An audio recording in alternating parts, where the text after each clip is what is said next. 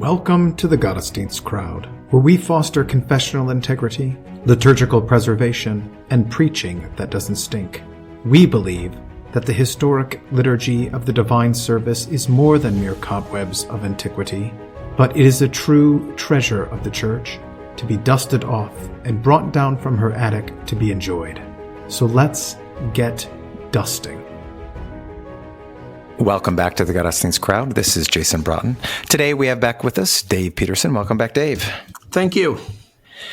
We are looking at the Gospel reading for the Feast of the Holy Innocents, and a portion of this Gospel reading also shows up for Christmas too, or the second Sunday after Christmas.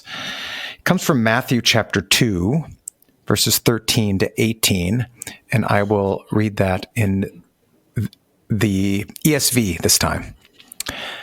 Now, when they had departed, behold, an angel of the Lord appeared to Joseph in a dream and said, "Rise, take the child and his mother, and flee to Egypt, and remain there until I tell you. For Herod is about to search for the child to destroy him." And he rose and took the child and his mother by night and departed to Egypt, and remained there until the death of Herod. This was to fulfill what the Lord had spoken by the prophet, "Out of Egypt I called my son." Then Herod, when he saw that he had been tricked by the wise men, became furious, and he sent and killed all the male children in Bethlehem and in all that region who were 2 years old and under, according to the time that he had ascertained from the wise men. Then was fulfilled what was spoken by the prophet Jeremiah. A voice was heard in Ramah, weeping and a loud lamentation, Rachel weeping for her children. She refused to be comforted because they are no more. Okay, the Christmas 2 goes on to verse 23, and their return from Nazareth. So what's with the, are we really going to hear the same text 2 weeks in a row, essentially? I mean, there'd be a possibility because this is Holy Innocents is supplanting the Sunday after Christmas. Mm-hmm. I mean, there is, I suppose, at least according to how LSB puts it, right? Well, isn't that how everybody puts it? I don't. December 28th, or you're saying some people would give preference to the first Sunday after Trinity over Holy Innocents and move Holy Innocents? No, I'm saying that that Scammon, right, says to, instead of having Christmas 2, that you put Christmas 1. Oh, right. That Sunday after. Gotcha. Yeah, right. So LSB doesn't have that idea, right? LSB would have you do Holy Innocents on December 28th, the Sunday after, which is the Sunday after Christmas this year, and then a week later have the same reading with the slight expansion that, they go to Nazareth. Right. Yeah, that's right. Yeah. But the Missal Project in their study says actually what the Lutherans did. And he made a comment about how like Christmas 2 doesn't exist, which I would love to follow up on, but instead Holy Innocents takes the place of the first Sunday, and then you just simply push back the first Sunday of Christmas to that following week. Isn't that correct? Yes, that's what I understood. And that's really nicely laid out on that Ad Crucem app. Yeah. It's a lot easier to follow and to see what Scammon and Crowd are advocating for. I mean, I really like this idea. I don't know. I have no ability or real desire to judge and weigh the scholarly argument. I'll just take Scammon's word for it. Yeah. But just at a kind of preacher level, it's pretty nice to not have the same text 2 weeks in a row. I wonder if the reason, I just thought of this, but I wonder if Christmas 2 was sort of invented in the old days, at the old Missouri days, when feast days were almost never observed. So, even when December 28th fell on a Sunday, they were, seems to me, pretty likely to just use the propers for the first Sunday after Christmas. Yeah. And so I wonder if that was a catechetical move to try to make sure that this was observed every year or many years. Yeah. What primary feasts fall within that typical time that would supplant the first Sunday? St. Stephen, St. John. Wait, St. John, is that right? And then Holy Innocents. Those are the big three, right? Yeah. 26, 27, 28. Yeah. I wonder if it always would typically land on that. And then the name of Jesus too. So I mean, you've got 4 in those 7 days, right? Right. And then they all get octaves, So and so maybe if it was early enough in the, if Christmas was early enough in the week, then you'd get, or late enough in the week, you'd actually end up having the circumcision and name fall on the Sunday, and that replaces. So you'd get first Sunday after Christmas, but then that second Sunday would be that other feast or some other later feast. Right. Right. So you'd never be in a position where you needed a Christmas 2. Right. So I wonder if Christmas 2 is just because they weren't observing any of the feasts. And the only time you would is when one of these feasts falls on Christmas 1, and then that would just push it back. Yeah, that makes sense. I mean, it does seem to make sense. Yeah.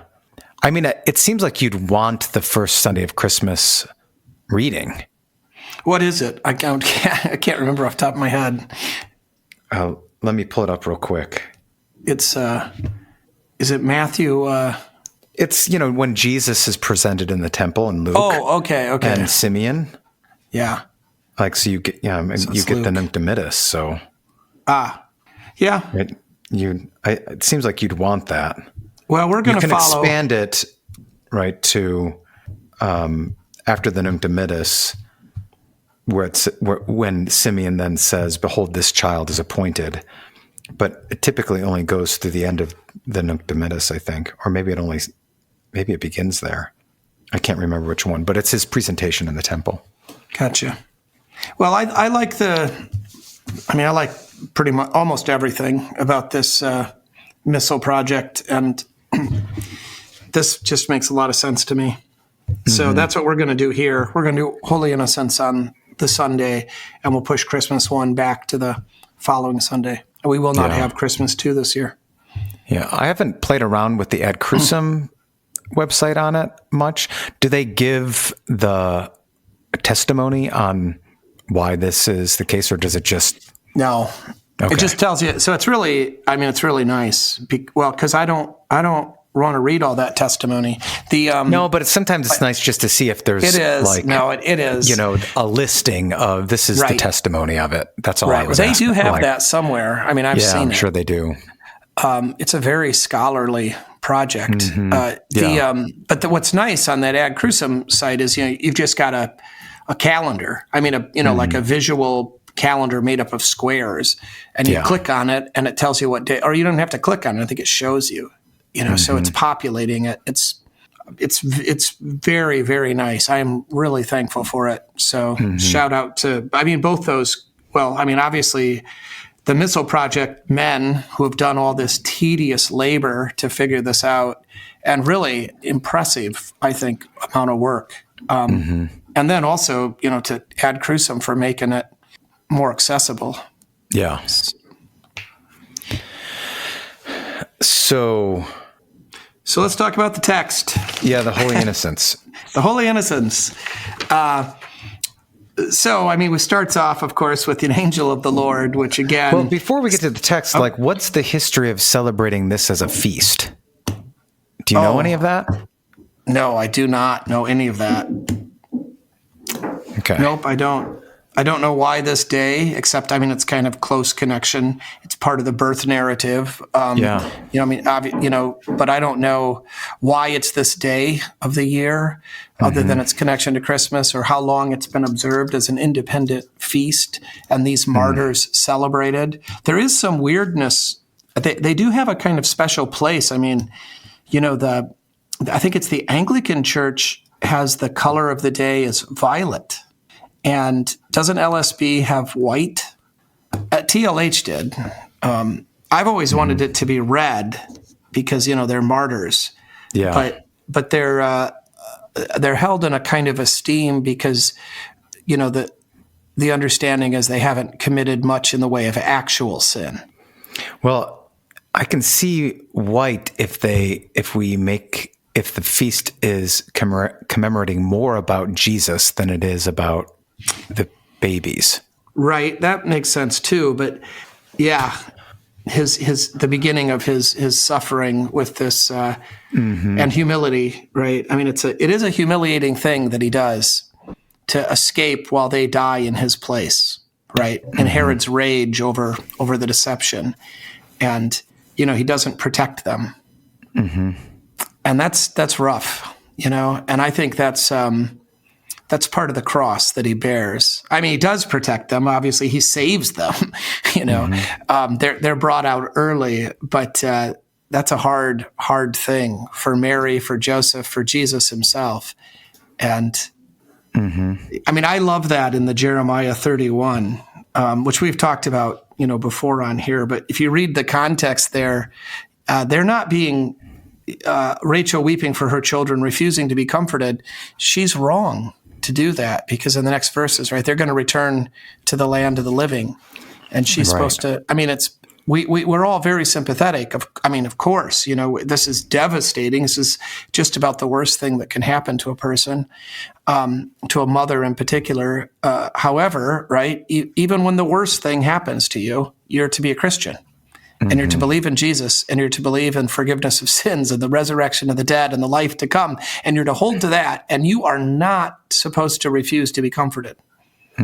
Now we get it, when your grief is so deep and so painful and you're not acting rationally, but a point does come where Rachel needs to be called to repentance and back to faith, and she needs to accept the comfort that the church has to give, that God provides, and to trust in his promises, right? Yeah. So anyway, yeah, that's the humiliation here of Jesus having to leave and let them die and sort of pay for the deception of the wise men with their lives is kind of incredible. And the fact that the other great humiliating thing is he goes to Egypt, the place that killed babies. And, he goes there to escape the killing of babies in Israel. I looked this up just this morning. I wonder if there's a bit of irony there, right? Oh, yeah. That, even the Egyptians get this now. Well, I just looked up this morning to try to figure out what countries what countries is abortion not legal? And there's only a handful of countries in the entire world that have a total ban on abortion, right? I mean, like Canada and Europe, they love abortion, right? Even more than we do. It's awful. And very tolerant of abortion, almost no restrictions. But even in the United States, I mean, we're aborting thousands of babies. In fact, worse now than before Dobbs. So when Roe versus Wade was sort of overturned and it was turned over to the states, the abortion rates have gone up. But by different means, isn't it? Mostly by different means, right? Mostly by pills, by medication. Yeah. And it's just horrific. So anyway, Egypt is one of only today, right now, Egypt is one of only a handful of countries in the entire world that has a total ban on abortion. And Iran was another one. And then all the Muslim countries are pretty strict on this, which is ironic, or I don't know what it is. It's humiliating. Yeah. This religion that hates humans, and is all for murder and violence, and has their imaginary God is just horrific in his intolerance and his violence and his hatred of life, and yet even they know more than these so-called Christian countries. We're a long way from being a Christian country. Oh, I know, but we're Western countries that come out of that heritage, and we should be. And have rejected it. Yeah, we should have better. Our laws should be more in conformity with natural law than theirs, right? Africa in general is better on this than us, but that's sadly. We've gotten to the point post-Enlightenment, that we prefer the First Amendment over the First Commandment. Yeah, that's right. That's very well said. I like that. I'm going to use that.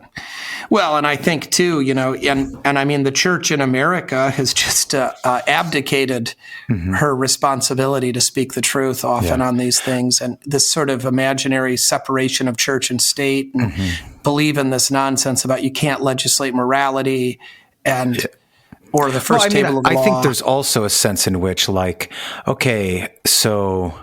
yeah, and then this goes along with kind of that Christian nationalism pushback against Christian nationalism. But what if the Reformed get in or the Papists get in and then we suffer? We'd rather have babies being murdered than us suffer for our theology. That seems a little off, doesn't it? Yeah, it does. It does. Jesus was willing to go to Egypt for the sake of protecting babies. I don't know that I'm willing to go to Egypt for that in modern world, but it is something to think about. It is something we should, before we automatically say we're in the right. Yeah. By, having religious liberty the way it's defined now. I think that should be something that we're willing to say, okay, maybe we're not right. Yes. No, I think we should be deeply ashamed. And I think this is, at the time of Jesus, this is an indictment against Jerusalem. So you have, this is right. It's the wise men who left, right? It's the wise men who deceived Herod, it just is amazing there when they show up in Jerusalem and they say, "Where's the King of the Jews?" And everybody knows what they mean. They mean the Messiah. Herod turns to the scholars and says, "Where's the Messiah to be born? Not where's the king, or what are they talking about?" And they all recognize that this is a divine act, that these magicians have showed up from the east unbidden, following a star. They all know it's real. And then when they say, right, it's not like the scholars have to go, "Oh, we got to go do a big Bible study." They know exactly where the Messiah is supposed to be born, just like you do, right? Bethlehem, of course. And they all know it's real. And it says, it's great. Matthew says the city was shaken, seismic, and shaken internally. Their consciences were burdened. They were afraid. And what did they do? Stayed right there. None of them went to Bethlehem to worship the Messiah who'd been born. Right. And then when Herod kills babies, where's the outrage? Where's the outcry? Where's the demands for Herod's head for being a horrible None. This is a huge indictment against the corruption of Jerusalem and Israel. It's awful. Yeah. And for it to happen in Bethlehem, the city of David, right? That's right. So I think it is I wonder what the implications of King Herod taking this kind of action against the city of David, the king par excellence. Yeah. I don't. Well, it's obviously a political thing, right? Right. He's acting like Pharaoh, right? Right. So you have that reading. The Old Testament is Exodus 1. Herod's acting like Pharaoh, but where are the midwives? Right. And I think, that's the question we need to ask ourselves too, right? Where are the midwives that are risking their own lives and lying to the government to save these babies? And, where are those who love God more than they fear for their reputations? And where are those who are willing to do the right thing, even if the whole world says it's wrong and there's consequences and costs, right? Yeah.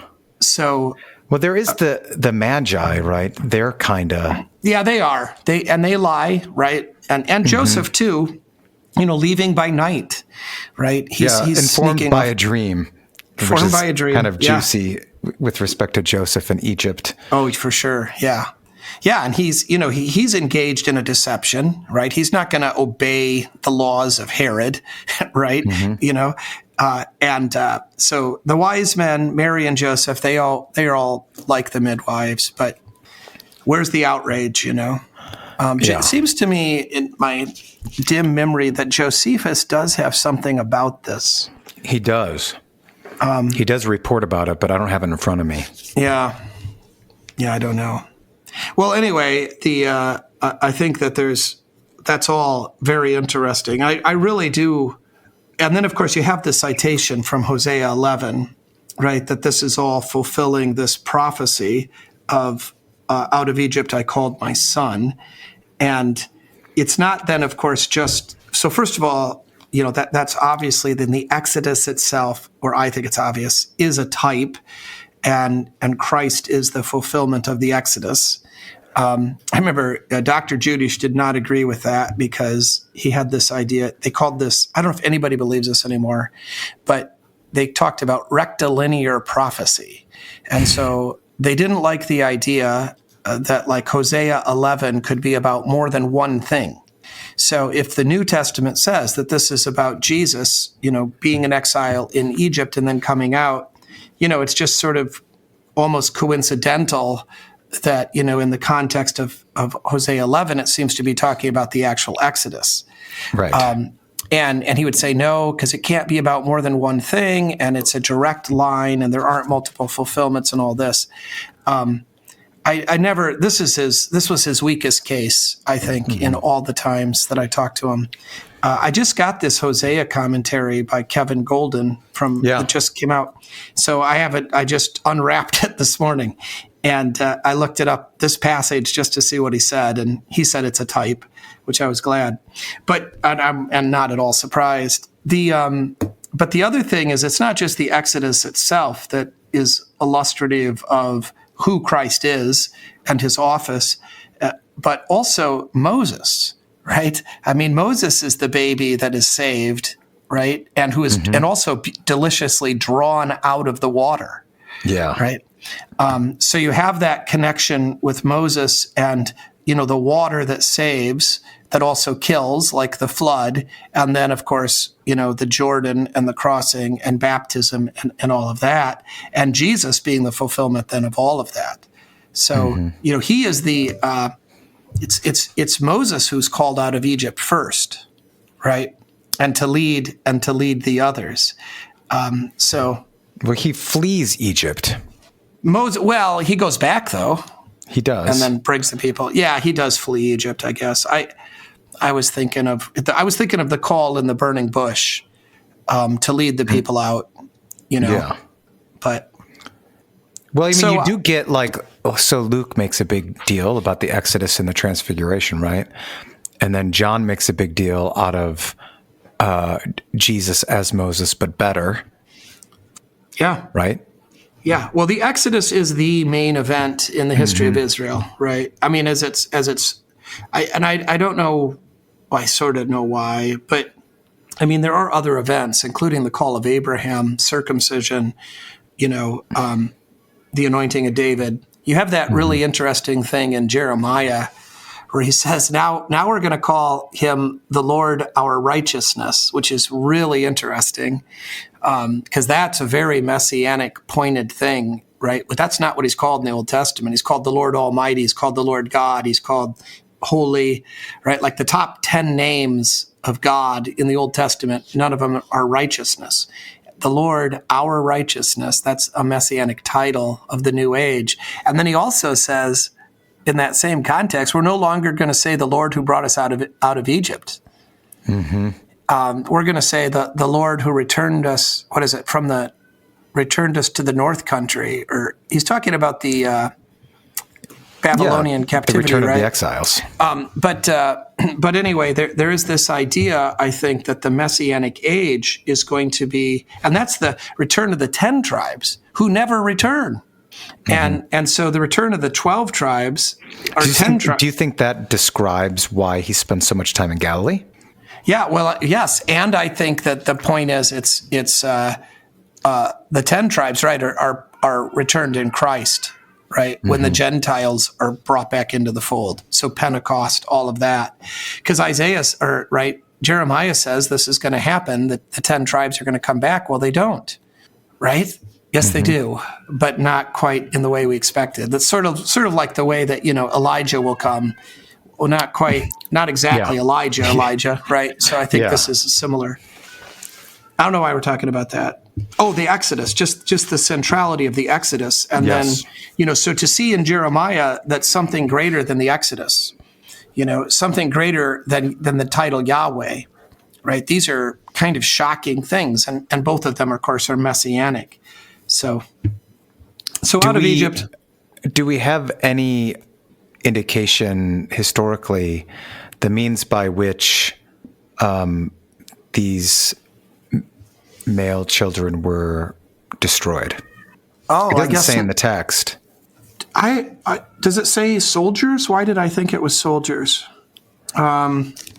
He sent forth. No, it doesn't say that, does it? It just says he sent forth and put to death. Yeah.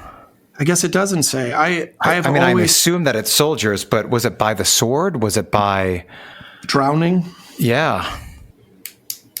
I mean, not that it matters per se, but it just was something that piqued my interest. Is there more correspondence to Egypt than just?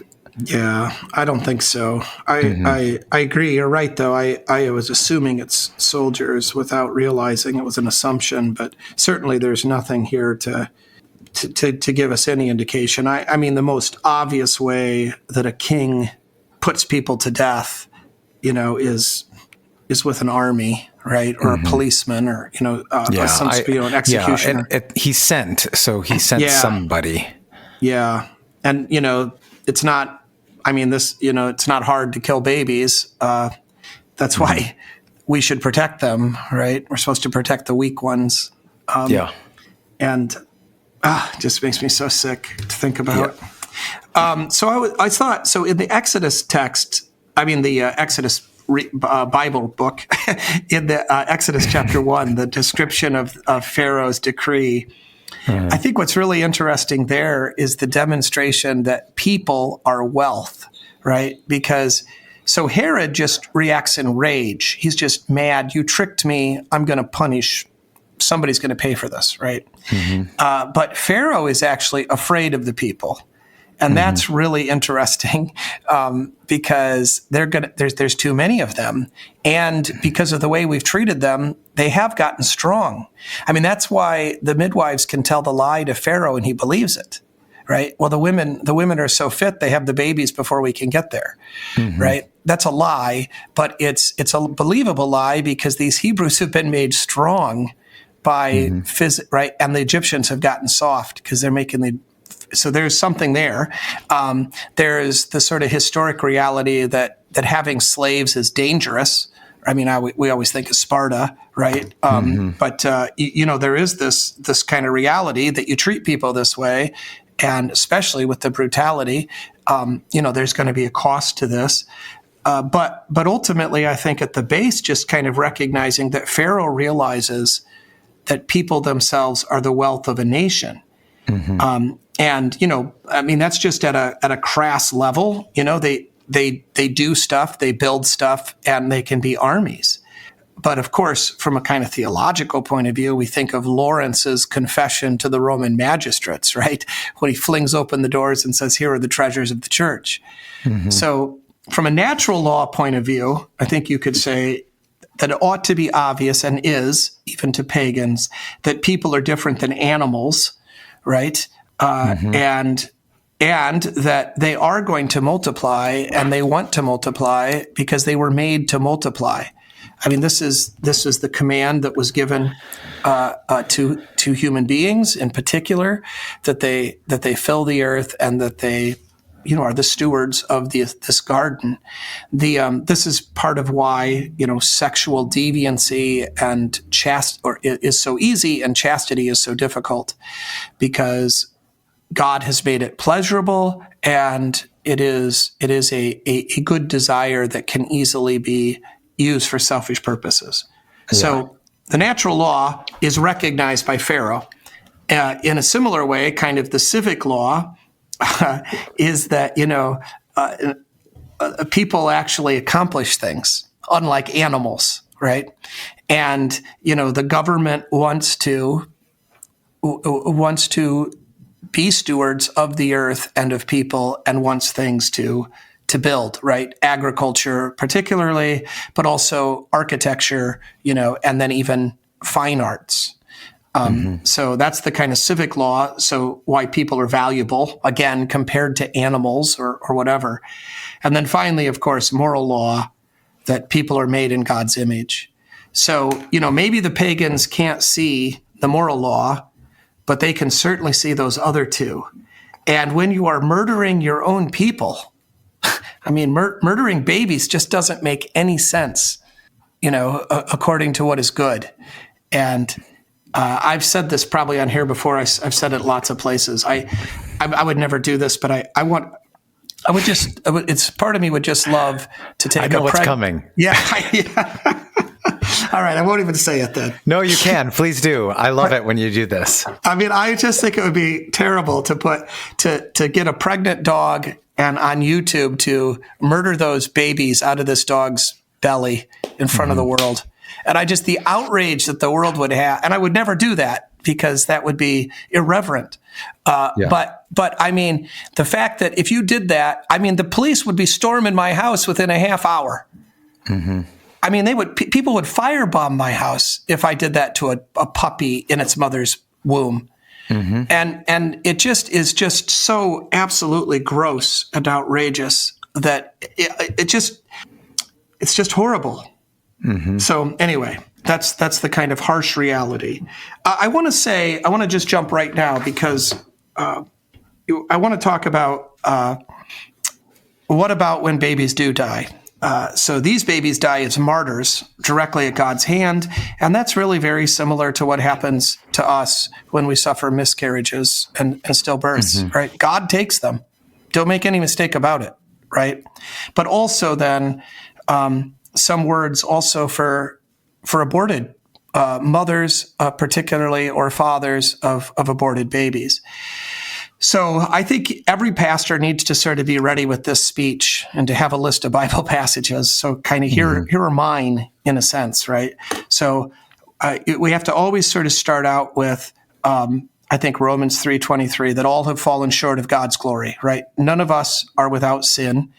And if we're talking to a mother whose baby has died because God has taken this baby, or a mother who was lied to and manipulated or pressured by a boyfriend or by a doctor or her own parents or her own just desire to pretend things never happened, right? Those aren't equal things. I'm not trying to equate them, but what is the same is that a child that God created and that God loves and for whom Jesus died has been taken from this world. And whether or not the mother of the stillborn, could have been more careful, followed medical advice better, or whatever. We're all guilty and we're all suffering from this. And there is this reality of the inherited sin that is in us and that we pass on to our children. And that is a horrible burden, whether your child lives to maturity or not, that you've done this. So that's just an acknowledgement of that I think we have to have. In terms of particularly those who maybe have aborted their children or who have been silent when a sister or a friend was considering this, and the like, this is John 8, the woman caught in adultery, that there is this amazing thing that Jesus does say to her, that he does not condemn her. He tells her to not sin anymore, but he is unwilling. He is the one that could throw rocks at her, and he refuses to. He instead will be killed in her place. And that's a significant and powerful and central story, I would say, to what it is to be a Christian, whatever you've done, right? Next, we've got David. Well, that is in with respect to God, right? That doesn't mean that civil magistrates couldn't do something. No. I'm talking about how of course. Yes. Civil magistrates should do something. I assumed that. I just wanted to make sure that was clear. No, I'm talking about pastoral counsel. Often, right? Like we just automatically interchange the two. That's true. That's fair. In fact, I would these doctors that are doing this should be imprisoned. Yeah. There's such an abuse of authority.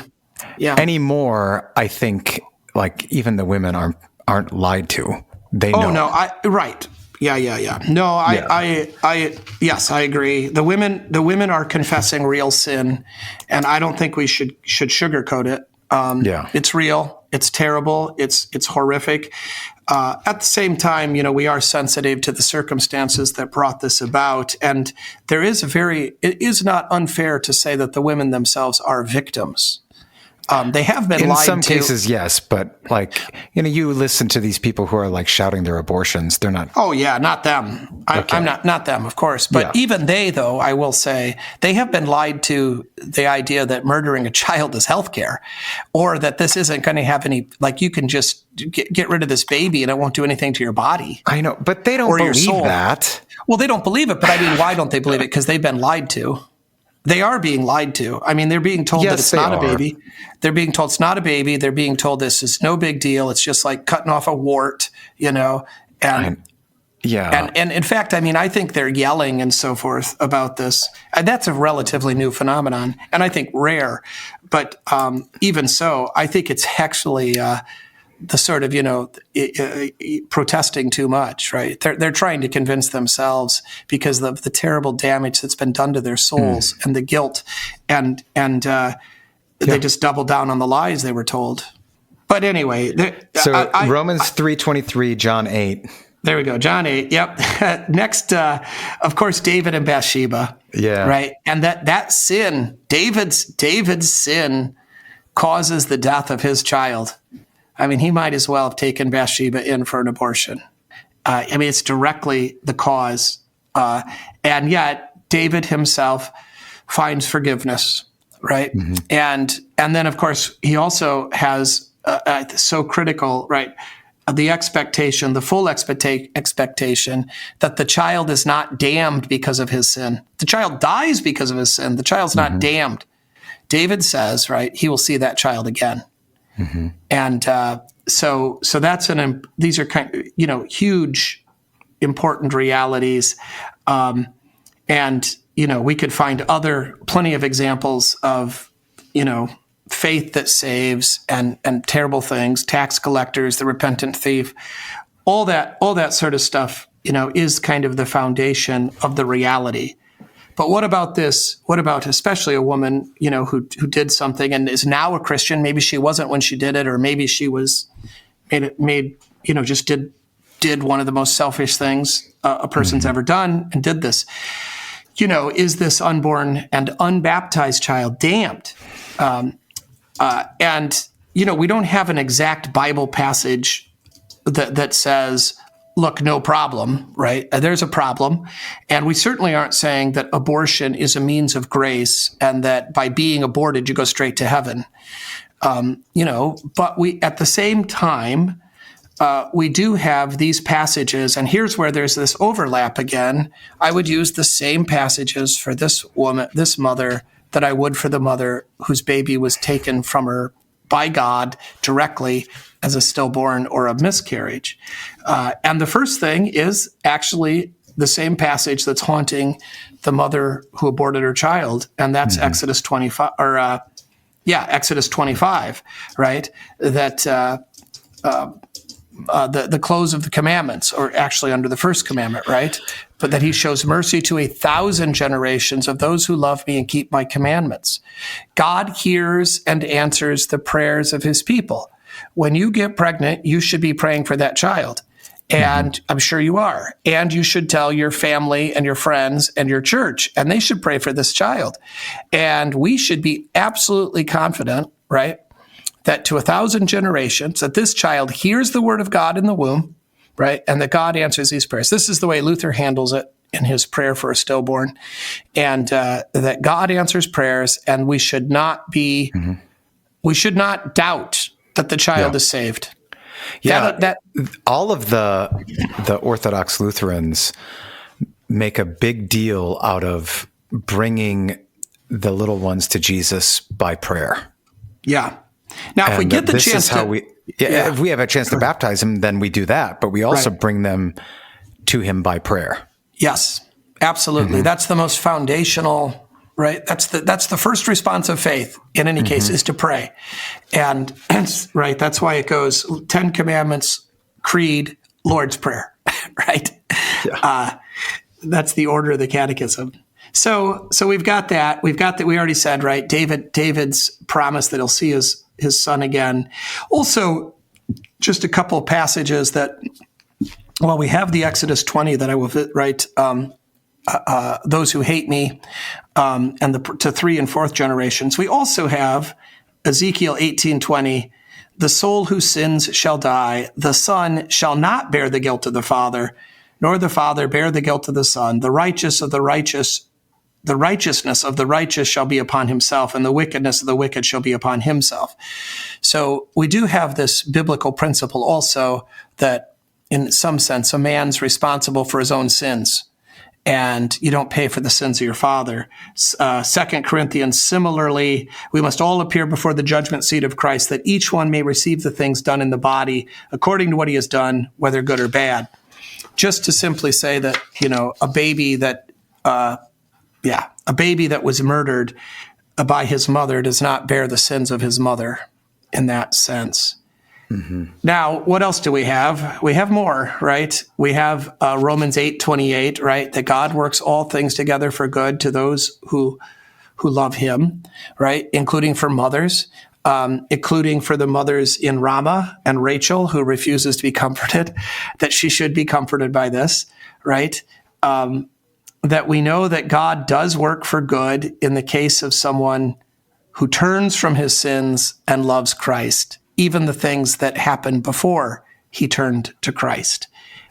So all of those sorts of things. And then, again, what was the other one? Oh, and then, of course, famously, and I think importantly, though, foundationally, Psalm 139, right, verses 13 to 16. For you formed my inward parts. You covered me in my mother's womb. I will praise you, for I am fearfully and wonderfully made. Marvelous are your works, and that my soul knows well. My frame was not hidden from you when I was made in secret and skillfully wrought in the lowest parts of the earth. Your eyes saw my substance being yet unformed, and in your book they all were written, the days fashioned for me, when as yet there were none of them. So you've really got this. I mean, it's such a powerful, critical passage. These are the creations of God, made in his image, restored in his image by faith in Christ. And then, of course, the example of John the Baptist, who hears the words, the greeting, so the words of Mary and about Jesus, and believes and leaps in faith and joy in the womb. So those are the passages we have to direct people to, and we have to tell them that these are not speculative. We're not speculating and guessing and just sort of hoping that maybe this baby got saved. There's a confidence in the nature of God. Yeah. With these. And its what's promises. Been revealed to us. Yeah. Yeah. So, I look, again, right, this is not denigrating baptism or the centrality of baptism. It's simply, if we get a chance to baptize that there's an urgency in baptism. There should be an urgency in First Communion. Mm-hmm. There should be an urgency in, reading the Bible and memorizing the catechism and, right, all of these things that are good for us. Yeah. Georg Volk, wrote a book on the faith of infants, I think it's called, or the faith of something to that effect. And he uses Jacob as an example, the promise given to Jacob before they were even born. Oh, yeah. Okay. I got to add that to my list. That's very good. Yeah. And I want to say there's another one that he refers to, but that one, to be sure, is on the list. That's a good one. Yeah. I deal with this not weekly, but almost monthly. Not abortions, thank God. But I think we have to be ready for that reality because the statistics are astronomical. How many women of childbirthing age in America have had abortions? It's almost inevitable statistically that some of them are in our pews. So, they need to be called to repentance, and they also need to, in that repentance, find the comfort and joy of the gospel and learn to love those children that they hope to meet. But what I do deal with almost monthly, probably monthly, is stillborns and miscarriages. I mean, it's very widespread. I actually encourage people to be less quiet about it. I mean, to each his own. I don't force them. I'm not trying to embarrass people. Right. But I do think it's helpful for the church to pray for them and to acknowledge this pain. And, it's again, we let people handle it in ways that are comfortable for them, but we certainly want to be there to provide the comfort that God gives in His Word. And if they're confident, and, this is kind of terrible to say, but I think it's just true, after your third or fourth one, it does become a little bit easier, I think. And I think also the sooner it is in the pregnancy, it's a little bit easier. I mean, it's there are these kinds of things, and so what might be appropriate one time with the same family might feel unnecessary the next, or vice versa. So I mean, or if they've learned things in the time and now they feel this more deeply, sure.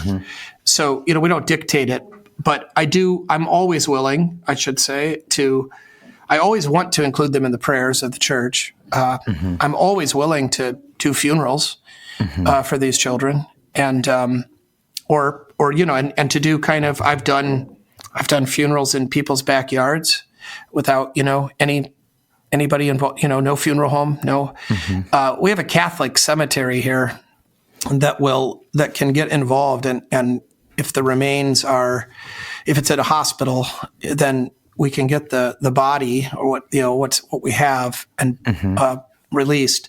So I've done that in people's backyards. We've done memorials without a body. Sometimes there's no body, no remains. So we just do whatever. And sometimes I've done those privately. Sometimes they've been kind of full-fledged public funerals. Just whatever we've got. I mean, if I never did another one, that would be the greatest thing ever. I'm not because I'm, you know what I mean. They're horrible. It's hard. I mean, I don't want to do them. They're hard. But I mean, it's one of those things that, I don't want to do it, but I don't want anybody else to do it. I mean, these are my people, Yeah, for sure. Yeah. I would much rather that we didn't have this ever happen.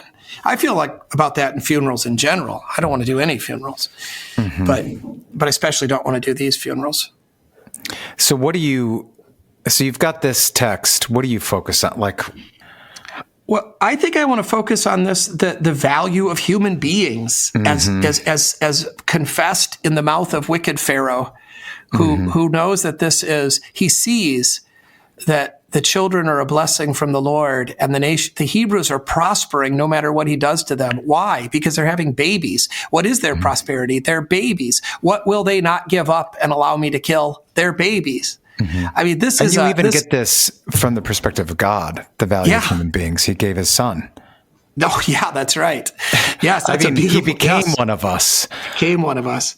Yeah, and then paid the greatest price possible. I just said the worst thing pretty much that can happen to a person is to lose a child, and that's what God's willing to pay. I just quoted this morning in the sermon, right? No greater love hath no man than he lay down his life for his friend.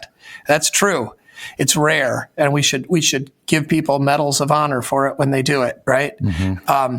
But God has that's the greatest love a man can have.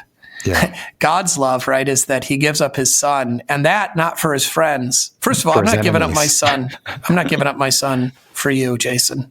I get it. I hope I would have the courage and the love to die for you, but I'm not going to sacrifice my grandchildren. Not one of them. Yeah. Right. I mean, it's just unfathomable. And then for His enemies.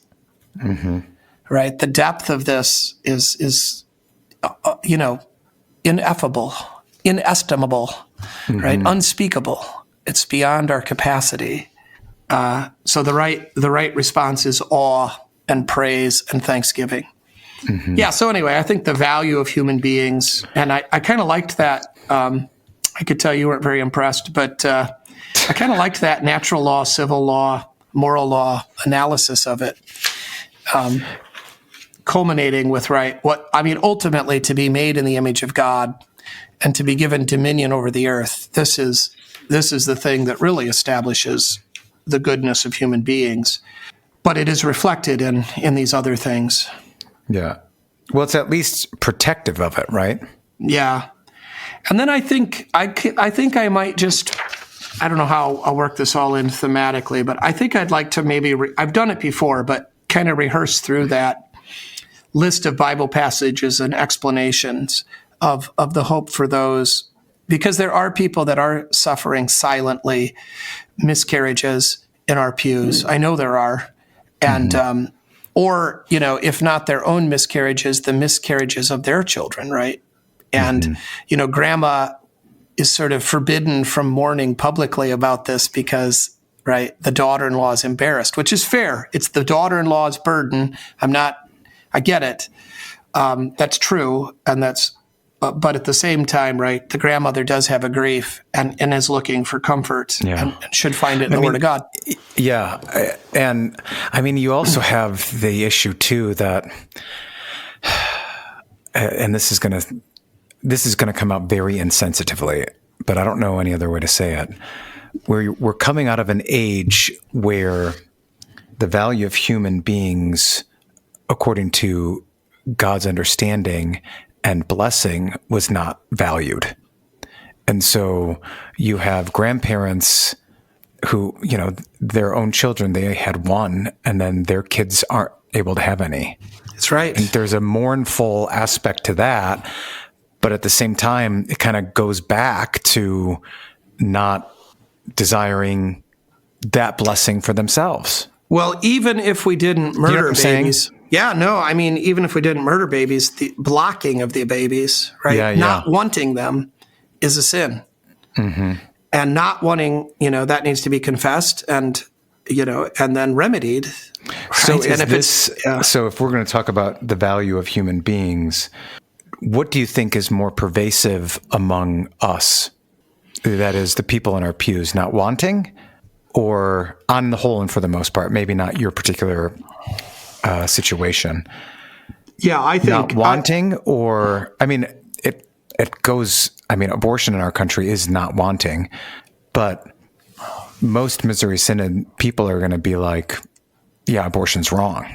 Yeah, I hope so. I'm very afraid that with pill abortions, our people might be finding those. Okay. And talking themselves into thinking it's birth control, and by birth control somehow meaning stopping conception. Yeah. Though obviously there's all sorts of birth control that medications that don't do that. So I think I think you're right that the easier sin is to just not want children and block conception, and that's a sin in most cases. There are times to legitimately block conception, but not because you don't want children, right? Yeah. Not because you don't think you think this wouldn't be a blessing, this would be a curse, that sort of thing. So to despise life, that's a problem. I think though, because of the murder of the holy innocents on this day, I think I want to deal with the death of children. Rather than the not wanting them. So to uphold why we should want them and recognize them, and then to try to bring comfort to those who are mourning for children, whether it's a stillborn or an abortion. Mm-hmm. And I think to some degree that could even be mourning these passages aren't really comforting to those who now say, I should have had children.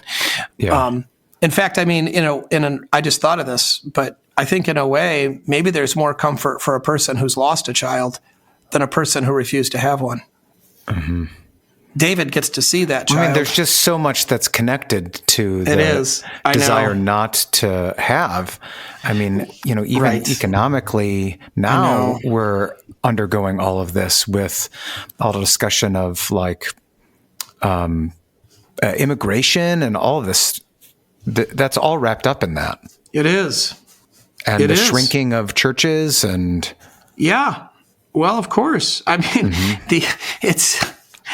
Yeah, I mean, you have to have, this is the wealth of nations and it's the wealth of churches. And Lawrence says, behold the treasures of the church, right? He wasn't exaggerating. It's people. What if he would have opened that up and there weren't any people there, or they were all old people, and there's no future. Yeah, I don't know. I mean, again, though, the graver. So whether it's the most prevalent sin, we would certainly agree that murdering is far more grave and devastating and, I mean, intolerable. Right. So, I mean, this is, I think that's the reason I'm sort of leaning this way. Yeah. And again, I want to bring comfort to those people who are mourning for children. I don't know if I can take up the other thing, but I think you're absolutely right. Pharaoh, what gets Pharaoh, well, I mean, if the Hebrews would have just blocked conception, to prevent abortion, if they would have blocked conception to prevent abortion, Pharaoh would have been fine with that. And the Hebrews would have been weak. No threat to Pharaoh. That's why he would have been fine with it. And I mean, there's ways to go there that I think are right. Pharaoh doesn't care how we don't have children. He's willing to murder them, but he'd be perfectly happy to render the men all into eunuchs as well. I mean, that's a whole nother thing. Yeah, I guess I'm just going off the theme that you were discussing in terms of the value of human beings. No, I agree with it. Right. And if you have that general theme, what else do you include in that? Yeah, you can obviously certainly have this front and center, not murdering babies, right, or not murdering, period. But I just was thinking: is there a way to talk about this, as you were kind of discussing, with regard to the moral, civil, and natural law, that there is a blessing here that we miss out on if we are thinking solely in terms of avoidance of this instead of embracing that? Yeah.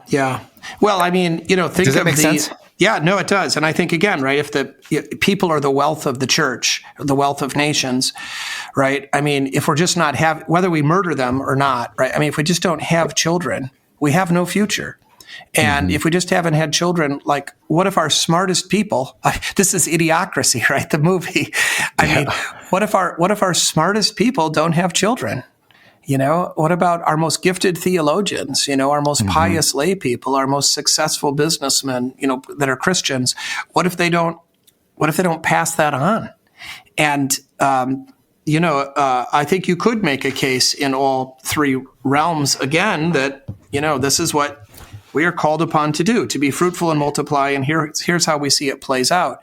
Those who are fruitful and multiply, it's their blessings that are being multiplied.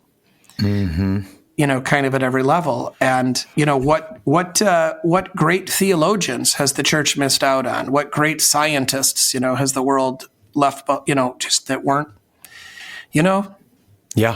And then, I mean, you really want to get into it. I mean, you can't. It's like they're merchants of despair. That's right. Well, and then the other thing is that I remember going to, my daughter was into college and she had two brothers, so she had never shared a bedroom. But anyway, so whoever that was talking to us, it was like none of these children, and this was only not even 20 years ago, close to it, but none of these children they hadn't shared bedrooms, and they're going to college, and they're going to have a roommate for the first time in their lives. And we, of course, all grew up sharing bedrooms. Yeah, and and just like so many things that actually. It turns out that, sharing a bedroom makes you a better human being.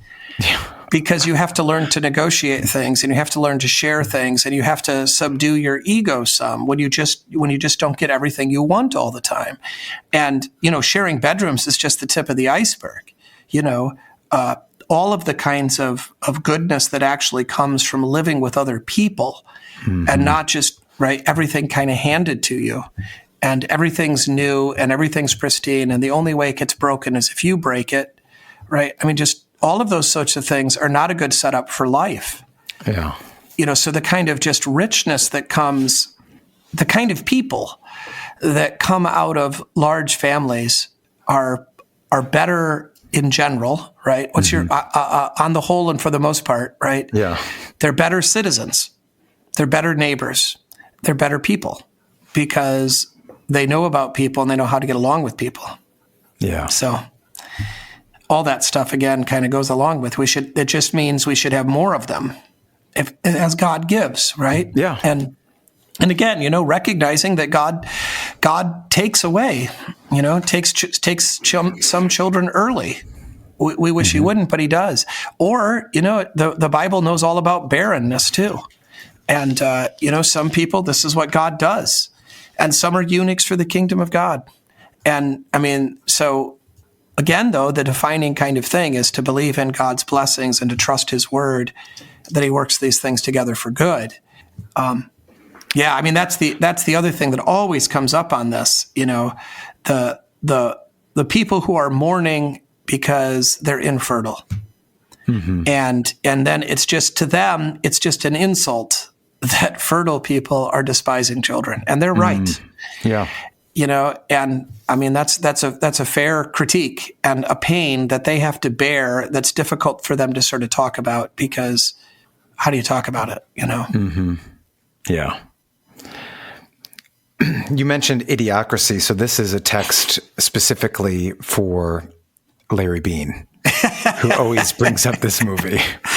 Well, he's on to something. That movie is a documentary, and it's over 20 years old now. I don't know how old it is, but it's. It's not pious. It's not written from a Christian perspective, but it does basically notice that the rednecks have a lot of children. Well, in our case, right?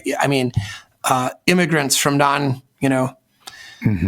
Christian immigrants. They're having lots of children, and we're going to hand everything over to them.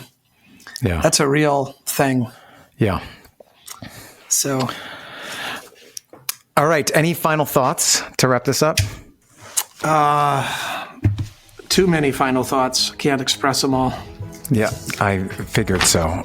But I was hoping maybe you had one.